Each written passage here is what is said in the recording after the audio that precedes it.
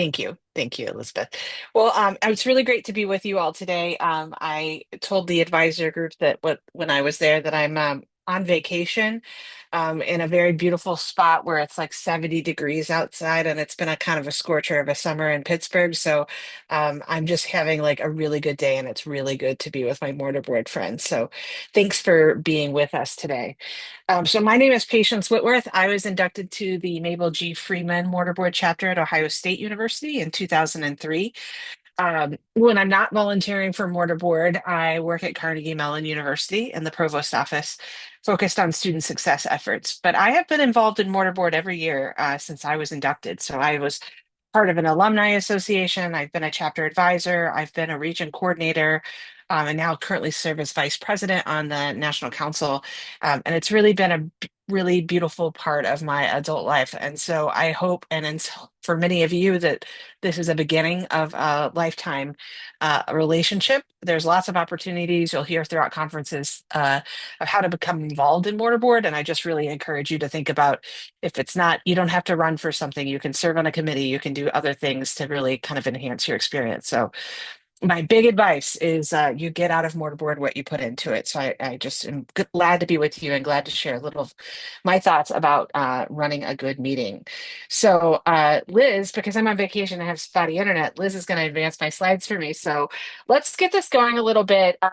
Truth be told, I did like a Menti poll for this and then chickened out that it would work. So we're going to do this old school and in chat. So in chat, I want you all to think about a student organization that you're a member of that has really, really effective meetings and describe, if you could, in just a couple of words, what makes those meetings effective. And just throw that in chat for a second. Let's read that. Food, agendas, craft or a service project at the meetings. That's particularly good for mortarboard. They stay on topic. They're fun and have kind of a structure with slides, clear and accessible agenda, a solid and effective icebreaker. I love that one. Following the agenda.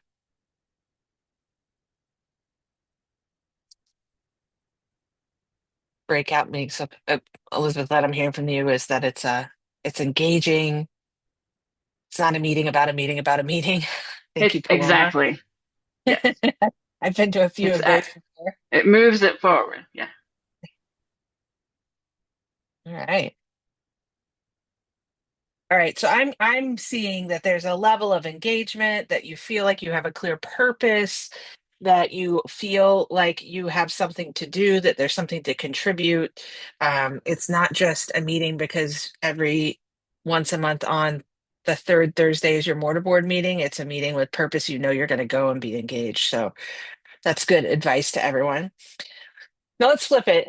Think about a meeting that doesn't go well. Think about if it's student organization or a meeting in your personal life that is just like, oh, what am I here for? What do those feel like? What happens at those meetings that makes them ineffective? You can put that in chat too. Could have been an email. There were lots of memes about that I wanted to throw in, but I also chickened out about that. No action, too like way off in the future, long, feeling like the people running the meeting are underprepared.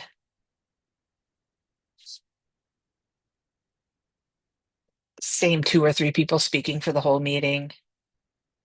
No action items, repeating information, the same information every time. Oh, that's the worst. Talking long, so no one's listening.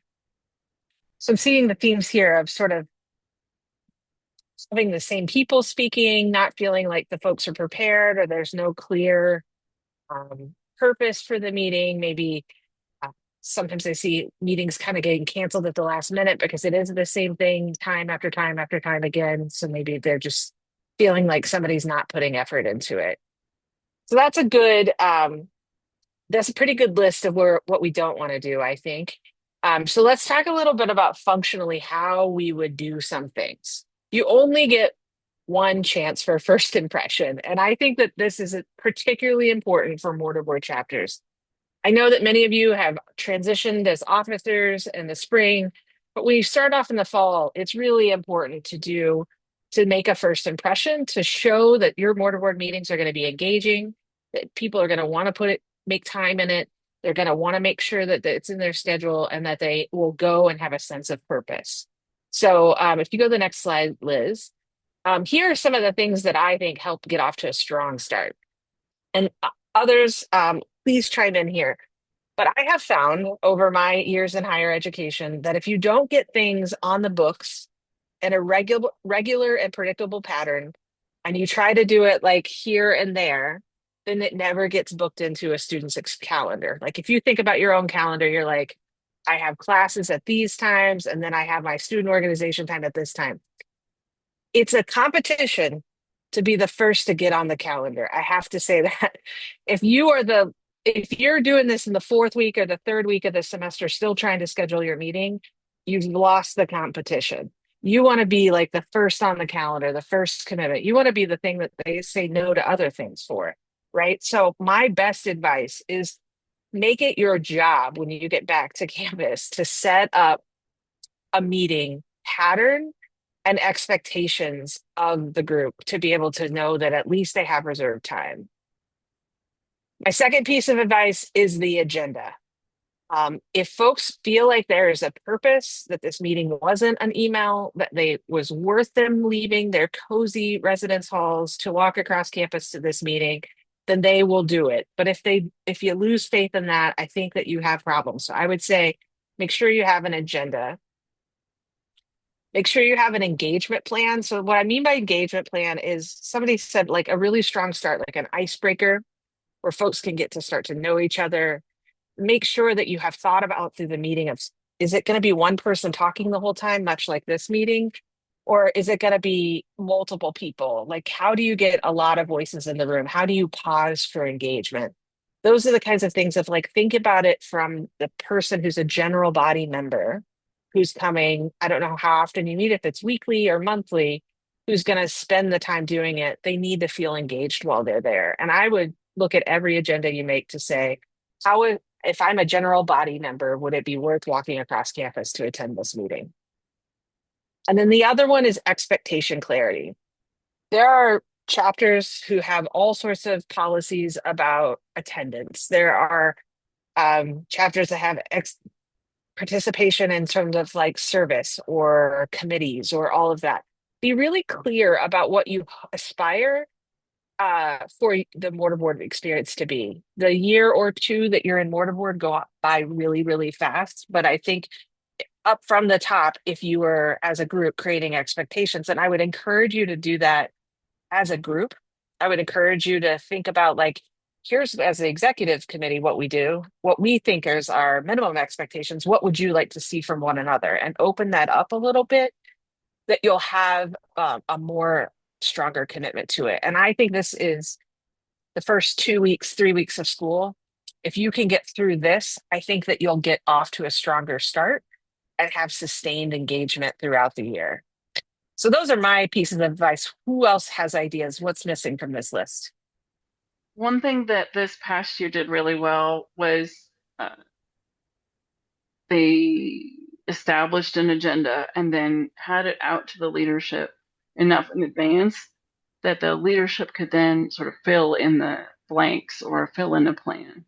I think one thing that's challenging in any student organization is that balance between having a calendar made beforehand and being flexible enough to include things as you go. That's a really good point. That's a really good point. Anybody else have any suggestions about getting off to a strong start? Does anybody have a kickoff event? Do you have like an ice cream social or a picnic or something like that? Or do you jump straight into meetings? We always sort of start, but then we have Labor Day kind of interrupts for Okay. getting meetings and stuff. I see Paloma's having a boba social. That's very good. That'd be fun. Yeah, I think the social part, like I would Elizabeth, thank you for adding that. Like adding in some sort of social component is really important to building relationships. The organization simply will function better if people care about one another and care about each other's experiences. So I love a like party to get started. When I was at Vermont, the students wanted to one year wanted to get together in September and make a Thanksgiving dinner together. And they did that. And then that's how they wrote their chapter action plan. So their plan for the year was made over like a Thanksgiving table. That was mostly the e-board, but general body members were included. So good ideas. I love starting the year with a retreat. That's such a good idea. Thanks for doing that. And yard games and other parks and things like that's something. If you don't have a big budget for boba tea, you can go to a park with a cornhole board. I love that idea. And pickleball night. That sounds great. Thanks for contributing those ideas. All right, Liz, let's go to the next slide. This slide has a lot on it, but I just wanted to say that not every mortarboard meeting has to be the same kind. So there's business meetings, of course, that we need those. We have them here at the national conference, but they don't have to be your only kinds of meetings. Other meetings you might want are brainstorm meetings. So this might be um, if I think a lot of service chairs do this to say, every Tuesday we make dinner at the Ronald McDonald House, but we'd like to do something, have an option for service on weekends for our membership. What would you like to see, or what have you done in the local community that's been really effective that you would recommend we look into? Things like that, where you can brainstorm how the chapter can have an impact across service, leadership, scholarship, fundraising ideas. It's really good to borrow from what you've seen that be successful, and also like things that could raise sort of the awareness of mortarboard on campus. Like just ask the group or put them in small groups of 5 and have them report out their top 3 recommendations related to chapter visibility.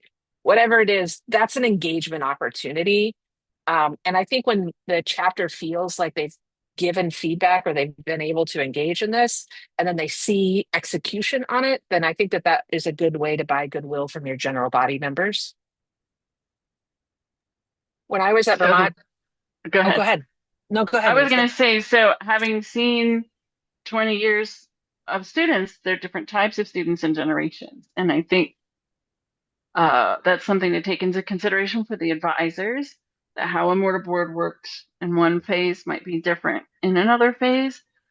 So I really liked that idea of the smaller groups, because I think mortarboard's also a balance of who's running the meeting, where the strong personalities are, but also how big is your exec board, who takes responsibility for an activity. Again, have it planned and leave room for the membership to contribute. Because people will drop out if they don't show up the first week and sign up for a committee. They'll feel like, well, I don't know where I belong. Exactly. That's a really good point, Elizabeth. I know that as the fellow introvert on the call, I might be more excited to participate in a small group that reports back to the large group. I might be more excited to contribute in a smaller thing, not because I don't like people, but because I just I'm not going to be the loudest voice in the room. I'm always going to let the other person speak if they want to. So having that mentality of trying to get as many speakers as possible is important. When I was at the University of Vermont, every time we did a major process, so if we did selections, if we did a major service opportunity at homecoming, a major um, social event, anything that we did, the next meeting we had a debrief and we had a Google Doc that everyone we put up on the screen and said sort of what went well, and if the next group wanted to do this, what will you recommend they do differently? And kind of document it for them so that they have that. And then the last type of meeting that I thought was important for my reflection on Borderboard is the relationships. We've kind of contributed this a couple of times that the relationships are really, really important. So don't forget to build those. And I see your good question in chat about Naba about how do you strike the balance. I think that you can have multiple things. You can have a business information meeting that ends in a relationship building activity or begins in a relationship activity. But I think I would just say don't get stuck in the rut that every meeting needs to look the same. There needs to be some outcomes and purpose to it, but make sure that you're allowing, the general membership to talk and give input to it. I just came from the Growing Your Chapter session, where Grace from Carnegie Mellon University was sharing that one of the most highly attended meetings that they put together care packages for the facility staff around Thanksgiving. And they had a small chapter that year. They had 20 people, but like 18 showed up. I don't remember. These are round numbers, Grace. If you're on here, I'm making up numbers. But they had a really, really high attendance rate because we're mortar boards. We want to do service. We want to feel like we're there, we're working, we're contributing to our campus community. And so I would really highlight to say you can do service in your meetings. At Vermont, we used to just do a little tiny thing a few times a year to make sure that we were had service like at our meetings because sometimes in the evenings and weekends it was hard to get a lot of members there. So I just would really endorse that. Jens, can I add one? Yeah, please, Katie. Um, so when I was putting together back in the day, putting together agendas, I would have a standing agenda item. I think it was at the end of the meeting that was like share your exciting and fabulous news. And I wasn't sure if people would actually do it or stay quiet, but people would. And so people would talk about graduate schools like they got into or where they were going to go or jobs, if they won fellowships. And so like that was kind of a bonding experience because like it cultivated a culture where people were celebrating each other and like people had an opportunity like to share their good news without it being like bragging. And so that was ended up going really well for our chapter. I like that too, Katie, because everyone can speak and contribute, right? Like it's just like what's a big thing that happened to you. That's great. Yep. Any other ideas, Katie? That is a great idea.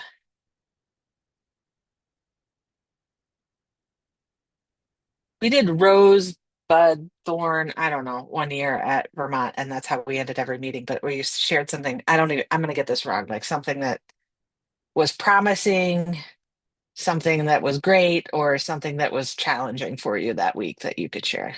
It's good. The last point is with this diagram on the right side.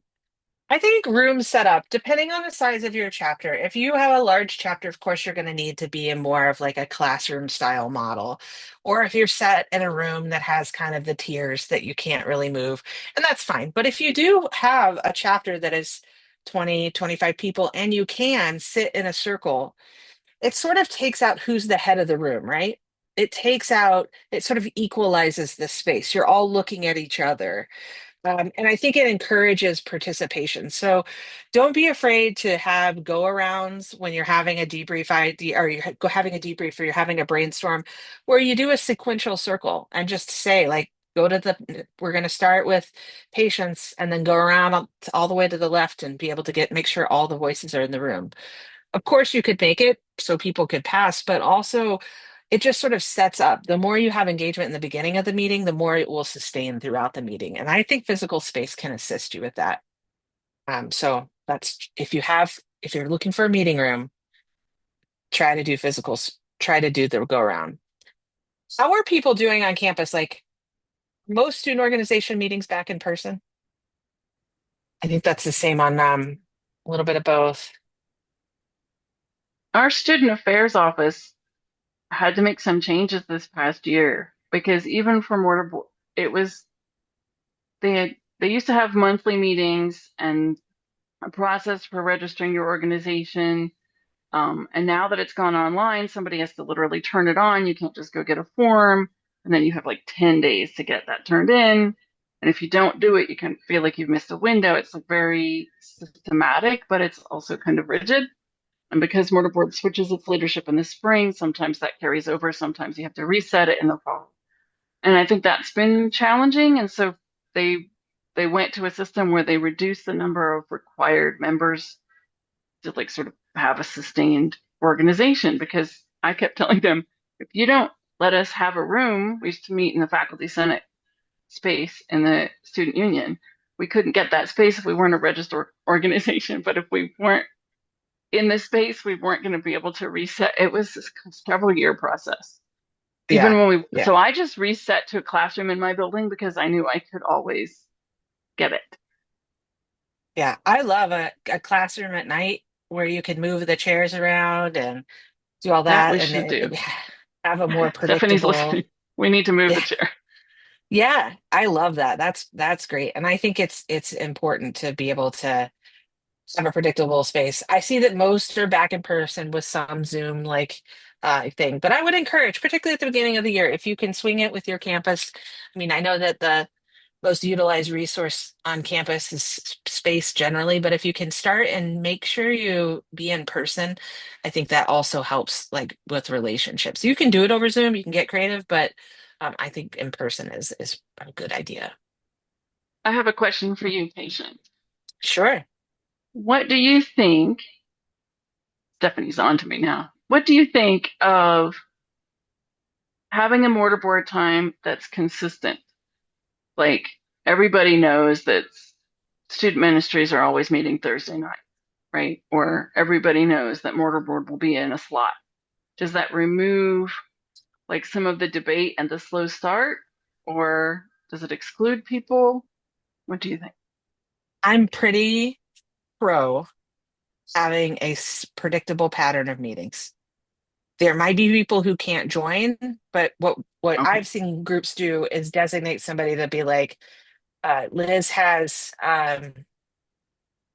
class that night, so for this semester, Liz can't go, but Liz is joining this subcommittee Yeah. that's going to meet at a time Liz can meet, and Liz is going to be engaged in that way. So I think there's ways to work around it, but a predictable pattern is just, I think for today's college students who are just working so hard, I think that that's a better way. So we just talked a lot about Robert's Rules of Order. It was on the list of things I was supposed to talk about, but I'm not going to talk about it. But I just put this in here so Trish doesn't come after me later. So Robert's Rules of Order, it's for efficient and fair meetings. So I'll just skip that. Was my summary. How many of you feel like you had the best officer transition ever? You know exactly what you're going to do this year because you got this like magical folder or notebook where it's all there and you just are like, wow, I'm going to crush this year because I have a roadmap. Most people, I see one, I see a couple. Well, I would say to you then if you had a great transition, then keep up the pace. If you didn't have one, start your transition now. And a lot of that has to do with documentation of what you've done, of what went well, what you would do differently. Start it now so that you're passing that off to the next class in a stronger way. So that means leave good minutes, leave good overviews. If you have big processes like a major service project that you do every year or selections that you're able to do that. Um, I think that it's really important to be able to think about your officer transition and think about what you wish you would have had starting now. And so, my best advice for you is to get together with your e-board and say what would have been helpful for all of us and set a goal from the beginning to do that. So, that's what I'll say about minutes and documentation. I know we have less than 1 minute left. I did put a summary of like how not to lead a meeting and how to lead a meeting in the next two slides, which we will skip because they're repeated everything I just said. But if you have any questions about meetings, please reach out to us and we'd be happy to make sure. If you start off your meetings and you're not having good attendance, call your region coordinator and ask them, how do I get better attendance? What do you suggest? So reach out to your resources.